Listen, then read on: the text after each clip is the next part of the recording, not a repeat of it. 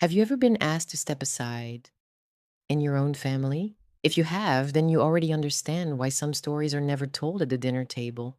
They're folded carefully and tucked away, sometimes written in ink, sometimes only in the heart. I found one of those letters. It was never mailed, but it deserves to be heard. Let me read it to you. My daughter in law asked me to sit in the garage. My name is Eleanor Whitaker. I am 71 years old.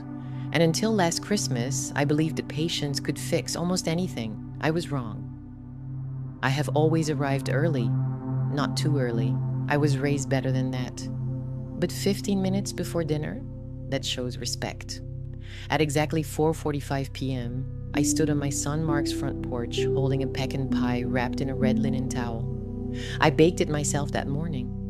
Cracked the pecans by hand, rolled the crust the way my mother taught me in 1969. Cold butter, minimal handling, never overworked the dough. Mark has loved pecan pie since he was 8 years old. The year his father died, he refused to eat for 2 days until I made pecan pie. Some memories are stitched into food. The house glowed.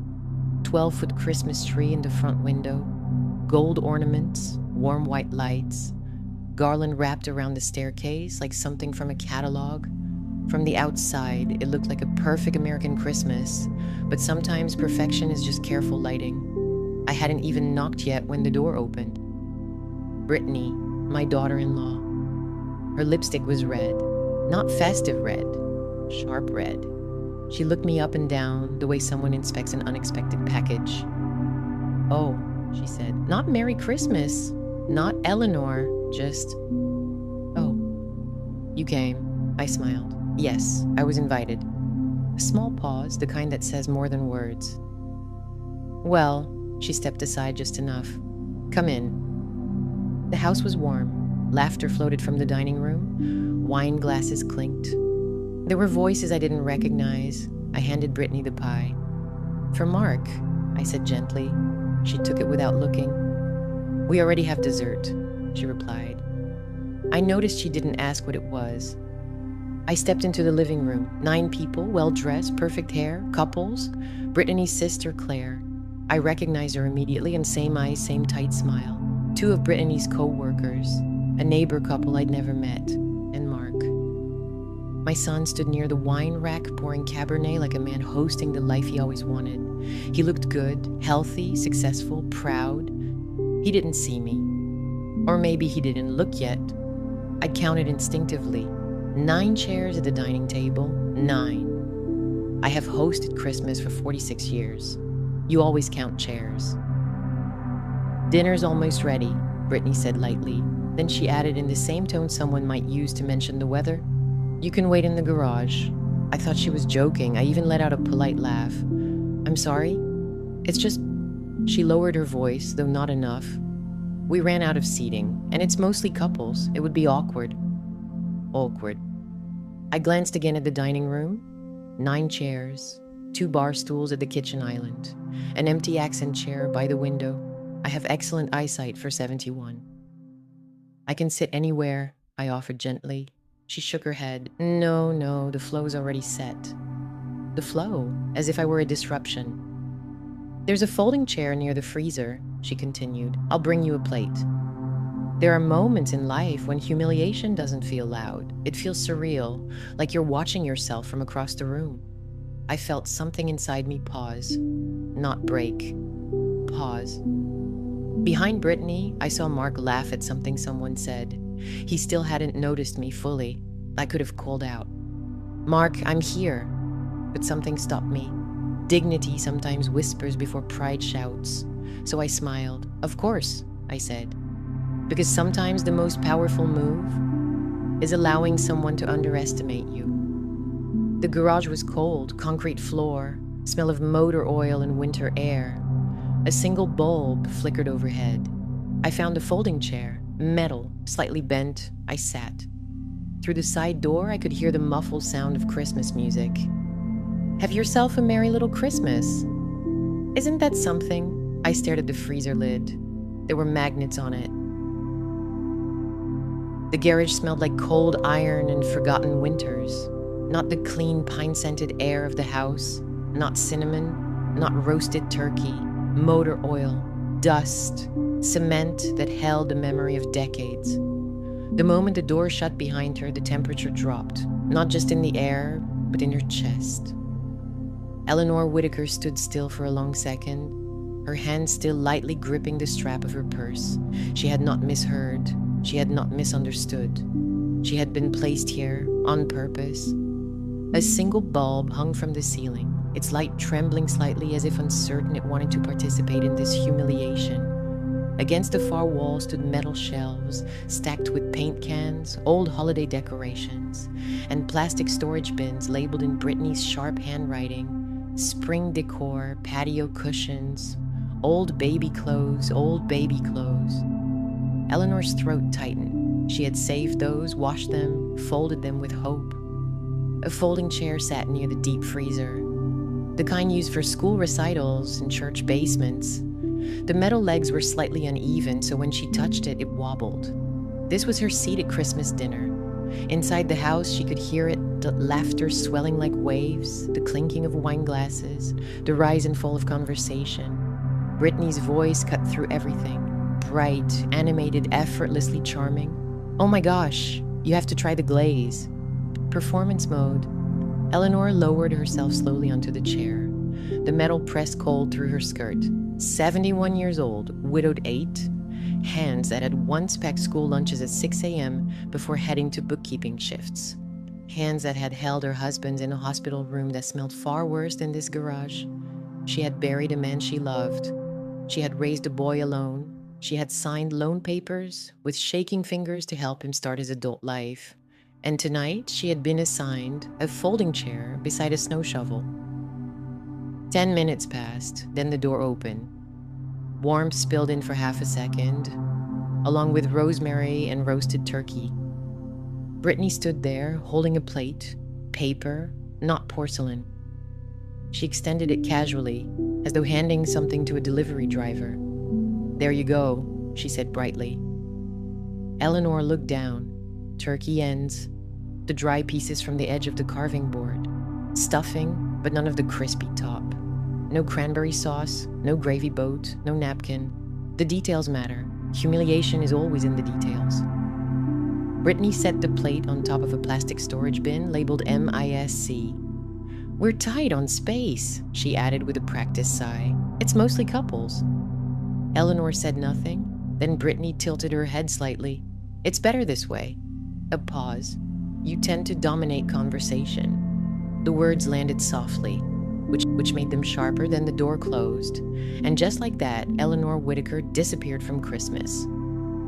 For a moment, she simply stared at the plate. The bulb buzzed faintly overhead. Somewhere inside the house, someone laughed loudly at a joke she would never hear. Dominate conversation. Was that what she did? She replayed dinners in her mind. Did she speak too much? Did she tell too many stories? Or was it simply that she remembered things Brittany preferred forgotten? Like how the house down payment had not magically appeared. Grief rearranges a woman. It does not always break her. Sometimes it refines her. When Thomas Whitaker died, the house felt too large for sound. The refrigerator hummed louder, the clock ticked sharper. Even sunlight seemed intrusive, like it was trespassing on something sacred. For 43 years, she had not made a financial decision alone. And then suddenly, she had to make all of them. At the reading of the will, Eleanor had expected simplicity. Thomas had never been flashy. He wore the same watch for 20 years, drove sensible cars, kept receipts in labeled envelopes. But Thomas had also been a man who watched quietly. And then what he left behind was not simple. It was structured. The house, already transferred into Mark's name 5 years earlier when he and Brittany married. Thomas had insisted on that, wanting their son to feel established, secure. But the bulk of their assets, savings, investments, rental income from a small commercial property Thomas had purchased in the 1980s, those were placed into something called the Whitaker Family Trust. Eleanor remembered sitting in the attorney's office, her hands folded in her lap, as clauses were explained in careful language. "You are the primary trustee," the attorney had said. "I don't want control," she had replied softly. "I want peace." "Control," the attorney responded, "ensures peace." Thomas had squeezed her hand then. "Protection isn't punishment, Ellie," he told her later in the car. "It's preservation." At the time, she thought he was being overly cautious. Mark was a good son, kind, hardworking, a little eager to please perhaps, but honest. And Brittany? Well, Brittany had ambition in her eyes. That wasn't necessarily a flaw, but Thomas had noticed something Eleanor hadn't. "She wants to move fast," he had once murmured after dinner. "Fast money, fast upgrades, fast impressions." Eleanor had laughed it off. "Let them build their life," she had said. Thomas didn't argue. He simply built a safeguard. The clause was precise. Trust funds could be distributed for major life events, purchasing property, medical emergencies, business ventures. But trustees retained discretionary authority if a beneficiary demonstrated financial irresponsibility or moral instability. At the time, the word sounded almost dramatic. Moral instability. Eleanor had hoped she would never need to define that phrase. For 8 years, she didn't. The trust sat quietly.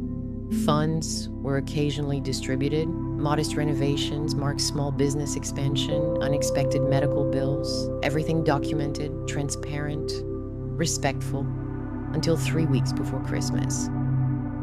It had been a Tuesday afternoon. Eleanor had stopped by unannounced with a container of soup. Brittany had mentioned feeling under the weather in a text. As she pulled into the driveway, she saw Brittany standing near a black sedan. The car engine was running. A man stood beside her. Mid-40s, expensive coat. Too confident posture. They were arguing. Not a marital spat, something sharper. "I need assurance," the man was saying. "You'll get it," Brittany snapped. "I just need the paperwork processed." "Your mother-in-law's signature needs to match exactly." Eleanor remained in her car. She did not move. She did not interrupt. She watched. The man handed Brittany a folder. She shoved it into her oversized handbag and forced a laugh when she noticed Eleanor pulling forward. "Oh, hi, I didn't hear you drive up." The man was introduced quickly. "Just a financial consultant," Brittany said breezily, "helping us optimize investments." Optimize? That word lingered. Eleanor had nodded politely, but she memorized his face. Old women are underestimated in one critical way. People assume they stop learning. That evening, Eleanor made 3 phone calls. The first to her attorney, the second to an old acquaintance who still worked in banking compliance, the third to herself, because she needed to decide whether she was being paranoid or perceptive. Within 48 hours, the answers came. The financial consultant was not licensed in their state. He had previously been involved in 2 civil lawsuits regarding misrepresentation of investment returns. No criminal conviction, but smoke. And where there is smoke? Eleanor requested a review of recent trust-related inquiries. There had been one. A preliminary request for a withdrawal. $200,000. Purpose listed as strategic asset reallocation. Attached to the draft documentation, her name, her authorization, her signature, forged. It wasn't perfect, but it was close enough that a distracted processor might approve it. The date on the document, the following Monday, 3 days away. Eleanor remembered sitting at her kitchen table with the paper spread out before her. The tea in her cup had gone cold. She did not feel anger first. She felt disappointment. Not just in Brittany, but in Mark. Because this meant one of 2 things. He knew, or he didn't. And neither possibility felt good. She instructed the bank to freeze any pending distribution until she personally reviewed documents in person. She amended internal permissions. She placed quiet barriers. She said nothing to Mark. Not yet. Because information is power, and timing is leverage. Then she did something Thomas would have approved of. She gathered evidence, email correspondences printed, draft loan applications attached, the forged withdrawal request copied and notarized, all placed into a manila envelope. She did not plan confrontation immediately. She planned clarity. If Brittany was simply misguided, there would be room for explanation. If she was deceptive, there would be consequences. And then came Christmas. The invitation had arrived via group text. Dinner at 5, bring pie, as if nothing was simmering beneath the surface. Eleanor arrived early, envelope tucked into her purse beneath her wallet. Not as a weapon, but as insurance. She had still hoped, foolishly perhaps, that she would not need it, that maybe she had misunderstood, that maybe Brittany would choose transparency before escalation. Instead, she was given a folding chair in the garage, a paper plate, and a sentence designed to shrink her. You tend to dominate conversation. No, what she dominated was oversight. And oversight is inconvenient when someone is attempting quite theft. Sitting in that cold garage chewing dry turkey, Eleanor realized something important. The garage was not an insult, it was confirmation. If Brittany could isolate her socially, she might believe she could isolate her financially, underestimate her influence, diminish her authority, reduce her to sentimental decoration. But trustees are not decorations. They are guardians. The clause Thomas wrote all those years ago no longer felt dramatic. It felt necessary. Financial irresponsibility, moral instability. Forgery qualified as both. Eleanor finished her meal slowly, not because she was hungry, but because patience makes impact sharper. The envelope rested quietly in her purse, heavy, not with paper, but with truth. She stood, adjusted her coat, lifted her chin, and walked toward the door leading back into the house. Christmas music drifted faintly through the wood. Guests laughed, unaware. Inside, a performance was still underway, but performances end. Contracts remain, and tonight, the close would speak. The door from the garage opened softly. Not dramatically, not violently, just a quiet turn of the handle. But the sound carried. Conversations thinned mid-sentence. Laughter stuttered and died in fragments. Eleanor stepped back into the warmth of the house, still holding the paper plate in her hand. A smear of cranberry sauce from someone else's serving had stained the edge. It wasn't hers. She walked slowly, not rushed, not embarrassed, measured. The dining room was glowing in candlelight. The long oak table was dressed in linen and polished silver. Wine glasses caught reflections from the tree lights. 9 chairs, 1 empty space at the corner, and where a 10th could have easily fit. Mark stood near the head of the table, mid-conversation with Brittany's co-worker. He turned when he felt the shift in the room. "Mom, I didn't see you come in." His smile was automatic, uninformed. "I know," Eleanor replied. The sentence was gentle, but it carried weight. Brittany's posture changed immediately. Her shoulders straightened, her smile stretched too wide. "Oh, we were just about to bring you dessert," she chirped. Eleanor lifted the paper plate slightly. "I've had my dinner in the garage," she said calmly. "Thank you." The word garage dropped into the room, like glass. Someone coughed. Brittany laughed lightly, too quickly. It was temporary seating. We were just tight on space. Eleanor tilted her head and glanced around. "Tight?" she asked sweetly. "Because I count 2 empty bar stools and the piano bench." A few guests instinctively looked toward the kitchen island. There they were, empty. Mark frowned slightly. "Brittany, what's she talking about?" "It wasn't a big deal," Brittany snapped quietly, her jaw tightening. "We just didn't want things crowded." "It was to me," Eleanor replied. Silence widened. The Christmas playlist that had been humming softly in the background ended mid-song. No one moved to restart it. Eleanor walked forward and gently placed the paper plate at the center of the dining table. It looked obscene against the fine china. Dry turkey, cold stuffing, a visual testimony. Then she reached into her purse, slowly, deliberately, and withdrew a thick manila envelope. She placed it beside the plate. The sound of it touching the tablecloth was soft, but final. "What's that?" Mark asked, unease creeping into his voice. "Documentation," Eleanor replied. Brittany's face lost color, not dramatically, just enough. The room sensed it. Mark picked up the envelope. He hesitated for half a second, like a man who already knows he won't like what he finds. Then he opened it. Paper slid out, several sheets, highlighted passages, printed emails, a copy of a withdrawal request form. He scanned the first page, his brow furrowed, then tightened. "Brittany," he said slowly, "what is this?" Her laugh returned, brittle now. "It's not finalized, I was just exploring options. By forging my mother's signature?" The word forging hit harder than garage. Gasps fluttered around the table. "It wasn't forgery," Brittany said quickly. "I was going to tell you." "You already submitted the draft," Mark said, flipping pages. "It's dated for processing. It was preliminary. It has her signature." All eyes shifted to Eleanor. She stood calmly, hands folded lightly over her purse. No raised voice, no shaking, only presence. 3 weeks earlier, the argument in the driveway, the suspicious man, the rushed folder, the phone calls, the verification, the freeze request placed quietly with the bank. The copies made, every step methodical. Eleanor had not come tonight unprepared. "How much?" Mark asked, his voice now stripped of warmth. Brittany said nothing. He turned the page, his breathing changed. $200,000. The co-worker's wife covered her mouth. Someone whispered, "Oh my God." "It was an investment," Brittany shot back.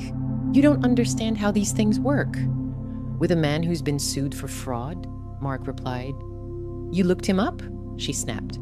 "Yes," Eleanor said calmly, "I did." Brittany turned sharply toward her. "You had no right to spy on me. I had every right to protect what your father built." That word and a father shifted something in Mark's expression, because this wasn't just money, this was legacy. "That money is technically his inheritance anyway." Brittany burst out suddenly, her composure cracking. "Why should we wait? It's ours eventually." "It becomes his fully," Eleanor replied evenly. "When I die." She paused. "I am still very much alive." The sentence echoed, not dramatic, simply factual and devastating. Mark looked between them, a man watching two truths collide. One he had married, one that had raised him. "Were you going to tell me?" he asked Brittany quietly. She opened her mouth, closed it, opened it again. "It was complicated." "That's not what I asked," her silence answered. "You never stand up to her." Brittany exploded, desperation overtaking calculation. "She controls everything. We're always waiting for permission." "I control the trust," Eleanor corrected. "Not your marriage." The guest shifted uncomfortably. This was no longer awkward. It was surgical, every word cutting deeper. "You put me in the garage," Eleanor continued softly. "You isolated me socially. You attempted to bypass me financially. Both actions required the same belief." Brittany's voice trembled. "What belief?" "That I am temporary?" The room stilled. "I am not temporary," Eleanor said. No anger, no theatrics, just truth. The Christmas tree blinked softly behind them. Red, gold, white. Innocent lights witnessing something irrevocable. Mark slowly gathered the papers back into the envelope. His hands shook, not violently but enough. He turned to the guests. "I think dinner's over." No one argued. Coats were lifted from hooks. Wine glasses abandoned half full. Whispers moved like wind. Within minutes, the dining room was nearly empty. The performance had ended. Only family remained. The silence afterward was heavier than the confrontation. Snow began to fall outside, soft flakes drifting past the window. Brittany stood near the counter, mascara smudged faintly under one eye. Mark sat in a chair, elbows on knees, staring at nothing. Eleanor remained standing, grounded, steady. "Mom," Mark said finally, his voice small again, almost like the 17-year-old boy she remembered. "Is this real? Could she really lose access?" "Yes." "Will you do that?" Eleanor looked at Brittany, then at her son. "I will not punish," she said softly, "but I will protect." She reached into her purse one more time. Another document, this one freshly signed. "I amended the trust this afternoon," she said. Mark looked up sharply. "If anything happens to me, assets bypass spousal claim and move into a protected account for future grandchildren." Brittany stared at her. "You can't do that." I can, and I have. The oak table that had been set for celebration now held only three things: a paper plate, a manila envelope, and the truth. Christmas had not been ruined. It had been revealed, and revelation, though painful, is cleaner than deception. The envelope remained on the table long after no one spoke, a quiet monument to the night everything shifted, and to the moment a woman who had been placed in the garage stepped back into the house and opened the safe.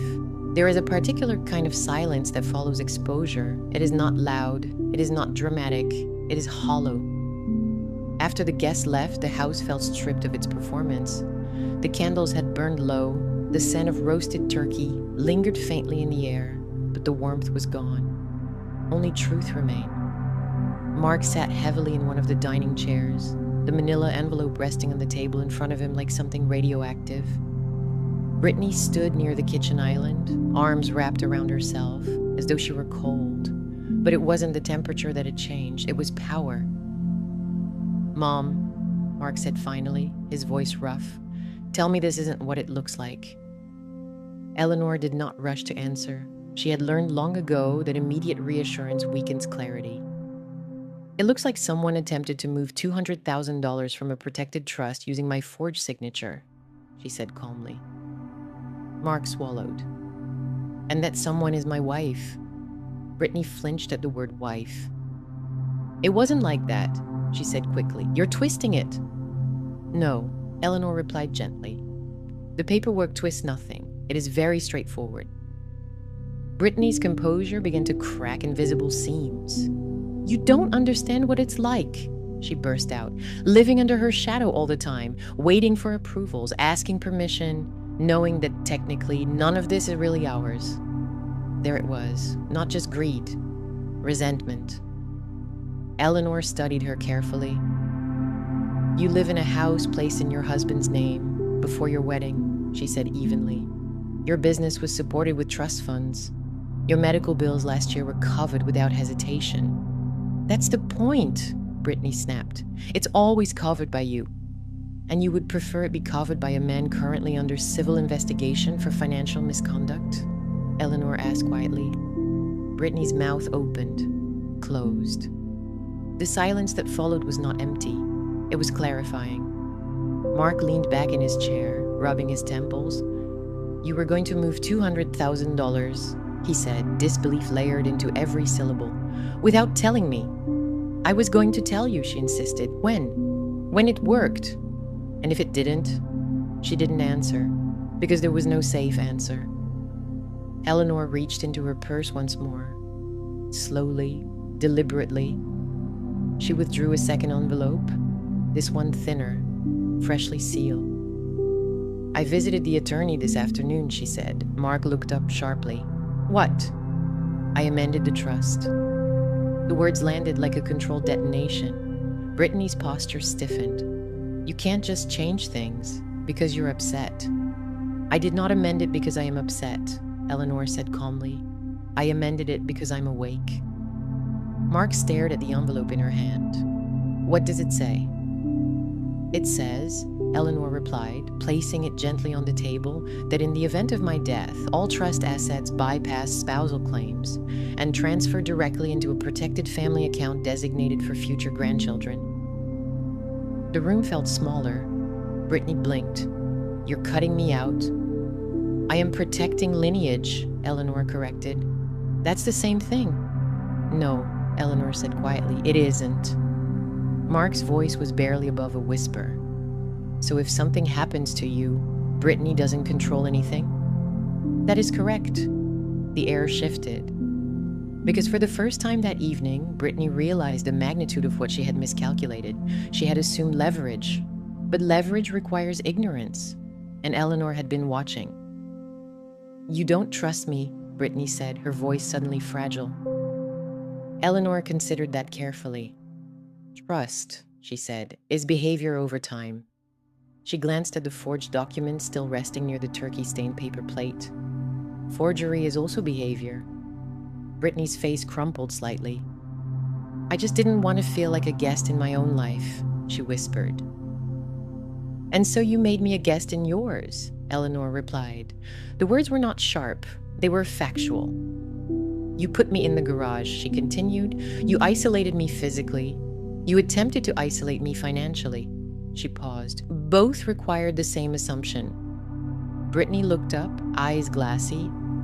"That you are temporary," she said faintly. Eleanor nodded once. "You thought I was temporary." The Christmas tree blinked behind them, soft lights against the quiet devastation. "I am not temporary," Eleanor said, not loudly, not angrily, simply undeniably. Mark stood slowly. He walked toward the window, staring out at the snow beginning to fall. "I didn't see it," he said quietly. "I didn't see any of this." Eleanor's voice softened. "You wanted peace. I wanted partnership." He turned to Brittany. "Why didn't you talk to me?" "I was tired of waiting," she cried. "Tired of feeling like a child asking for allowance." "You weren't asking for allowance," Mark said. "You were asking for trust." "And she was giving it," he added, gesturing toward his mother, "until you broke it." Brittany sank into a chair. For the first time, the confidence was gone completely. There were no more arguments, no more justifications, only consequences. An hour later, the house felt different. Suitcases make very distinct sounds when pulled across hardwood floors. Zippers are louder in silence. Mark did not shout. He did not plead. He stood in the hallway as Brittany packed what she needed. "I just needed space," she said, avoiding his eyes. "No," he replied quietly. "You needed honesty." The front door closed softly. Snow had thickened outside and covering the driveway in clean white. Eleanor watched from the living room. She did not smile. There was no triumph in her expression, only gravity. When Mark returned inside, he looked older. "Did I just lose my marriage?" he asked. Eleanor walked toward him slowly. "You lost illusion," she said gently. "What remains is truth, and truth is the only thing you can rebuild on." He sat down heavily. "I feel like a fool." "You feel like a man who just saw clearly," she corrected. He nodded faintly. The Christmas tree lights continued blinking. Red, gold, white, still beautiful, even now. When Eleanor finally stood to leave, Mark walked her to the door. "Mom," he said quietly, "are you angry?" She looked at him carefully. "No." "Not even about the garage?" She smiled softly. "The garage was necessary." He frowned slightly. "Necessary?" "Yes. It showed me exactly where I stood." Snowflakes drifted between them in the porch light. "And now?" he asked. "Now," she said gently, "you know where I stand." He hugged her then, not out of obligation, not out of guilt, but out of understanding. As she drove home through the snowfall, Eleanor felt something settle inside her. Not revenge, not satisfaction, peace. Because protection is not cruelty, boundaries are not punishment, and dignity does not require applause, it requires action. Behind her, a house glowed faintly in the distance. Inside it, a man sat with the consequences of trust broken. Ahead of her, the road stretched clean and white, unwritten. And for the first time in years, Eleanor felt no shadow at all. Snow has a way of softening everything. Sharp edges blur, footprints disappear. Even the harshest night feels quieter beneath falling white. 3 days after Christmas, I stood at my kitchen window, watching snow gather on the hydrangea bushes your father planted 25 years ago. The house was silent, not the heavy silence of humiliation, not the sharp silence of confrontation, but the steady kind, the earned kind. Mark hadn't called the first day, or the second, and I did not call him. There is a difference between abandonment and allowing someone space to think. At 71, you learn the value of restraint. On the 4th morning, the phone rang. I recognized the rhythm of his breathing before he even spoke.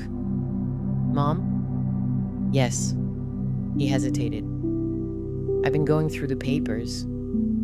"I imagined you would." Another pause. "She really filed it?" "Yes." "I didn't know." "I know." That was the thing that hurt him most, not just her deception, but his blindness. "I keep replaying Christmas," he said quietly. "The garage. How did I not see that?" "You were hosting," I replied gently. "No," he said. "I was avoiding." That was new. That was growth.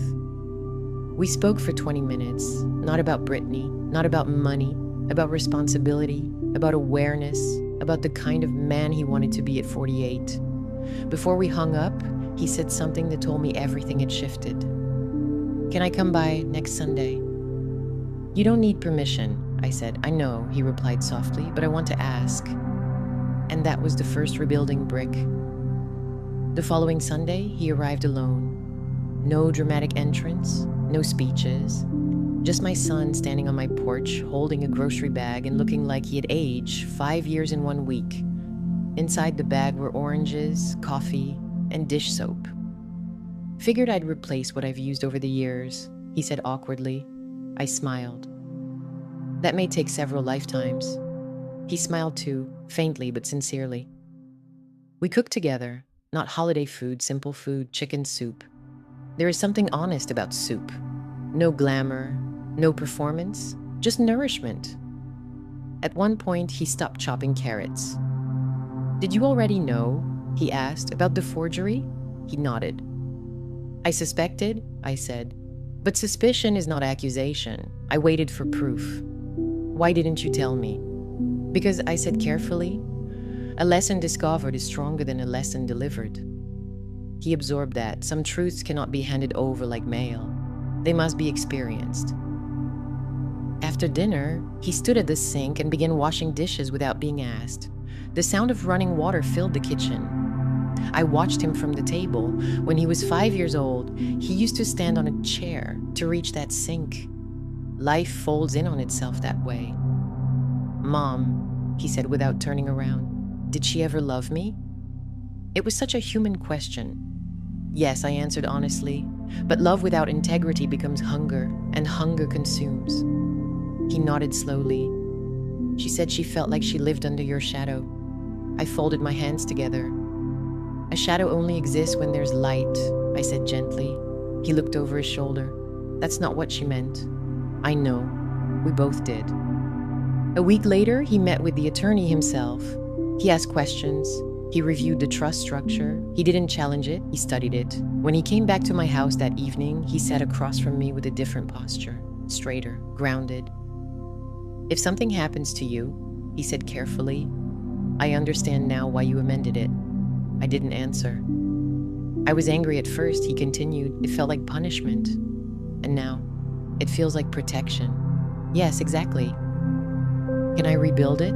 he asked quietly. "The trust?" "No, your trust." There it was, the real question. Trust is not restored by paperwork, it is restored by behavior. "Over time," I said. "I deserve that," he replied. Yes, he did. Winter deepened. The divorce proceedings began quietly in the background. No dramatic courtroom battles, just paperwork, division, consequences. I did not interfere. I did not celebrate. Some endings as simply endings. The following Christmas came faster than expected. The house felt different without the tension. Smaller perhaps, but warmer. Mark arrived early this time. 15 minutes before dinner, he carried pecan pie. "I followed your recipe," he said cautiously. I tasted it.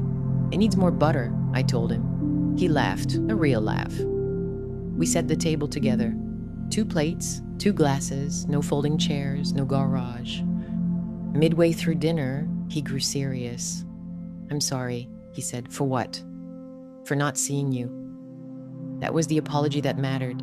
Not for the garage, not for the envelope, for the blindness. "I forgive you," I said, and I meant it. Because forgiveness is not forgetting. It is choosing not to carry poison forward. After dinner, he washed dishes again.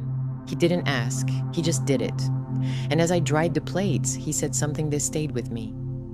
I used to think strength meant independence, and now I think it means accountability.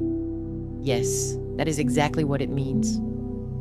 Later that night, after he left, I turned off the kitchen light and stood once more at the window. Snow had begun to fall again, soft, quiet, steady. Last Christmas, I sat in a garage beside a snow shovel. This Christmas, I stood in my own home with peace resting in my chest. Not because I won, not because someone lost, but because I did not shrink. Age is a strange gift. The world expects you to fade, to soften your voice, to accept less space. But dignity does not retire.